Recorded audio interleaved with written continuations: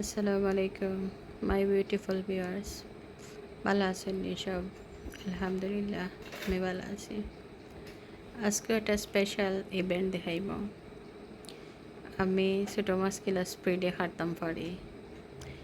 আর এটা আজকে ভিডিওটা করা অ্যাকচুয়ালি আমার আব্বার কথা মনে হয়েছে। আর আমি যখন ছোটো মাছ খুব দ্রুত হাঁটতে পারতাম তখন আমার আব্বাই অনেকরে দেখাইতা যে দেখো আমার পড়িয়ে খুব ভালো করে ছোটো মাছ কাটতে পারে কত সহজে। আর সিলেটি একটা জিনিস হইল কি প্রত্যেকেই মাছের সাথে হলে কি আমরা চালি যেটা কই ছাই এটা ইউজ করা, কিন্তু আমার প্রত্যেকটা মাছের ক্ষেত্রে মাছ কাটার ক্ষেত্রে আমার কোনো ছাই ইউজ করা লাগে না। তো এটা একটা এক্সপিরিয়েন্স আমার। আর আমি মনে করি এটা আমার একটা অনেক ভালো অভ্যাস। আর এই ছোটো মাছটা আমি অ্যাকচুয়ালি রান্না করব আলু আর পেঁপের লগে, কারণ পেঁপে আমার হাজব্যান্ডের খুব ফেভারিট একটা জিনিস। আর উনি পেঁপের লগে গরুর মাংস, মুরগির মাংস অথবা ছোটো মাছ খুব ভালো পায়।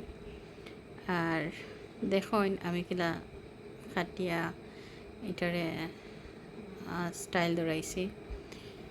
আর যারা আমার ভিডিওত আসেন দেখরা দয়া করে এটা লাইক করবা, কারণ আমি খুব সিম্পল ক্ষুদ্র ইউজার। যদি আপনারা সাপোর্ট পাই ইনশাল্লাহ অনেক দূরে গইব। তবে একটা জিনিস মনে রাখবা, এবং আমিও মনে রাখি, কোনো দিন একলা উঠা যায় না, আর সবার সাপোর্ট লাগে। আর